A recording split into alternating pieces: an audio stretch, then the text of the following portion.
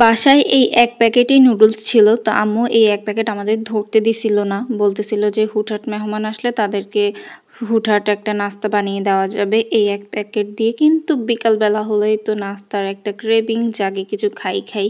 তো আমিও আমার হাতের কাছে থাকা সবজি দিয়ে এই ১ প্যাকেট নুডলস দিয়ে পুরো পরিবারের জন্য একটা নাস্তা বানালাম। তাও অনেক মজা ছিল। আর এটা কিন্তু আমি আমার নিজের থেকে বানিয়েছি। ইউটিউব কিছু দেখি নাই।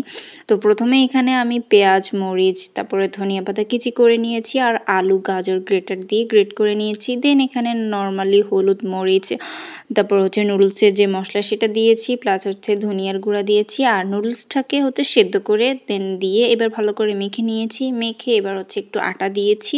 দিয়ে আবারও ভালো করে মেখে নিয়েছি। দেন ছোট টুকরো করে এগুলোকে তেলে ভেজে নিয়েছি অল্প তেলে। আর এগুলো তেলের মধ্যে থাকতেই শেষ হয়ে গিয়েছে। যার কারণে আমি পরবর্তীতে আর কোনো ভিডিও ক্লিপ নিতে পারি নাই।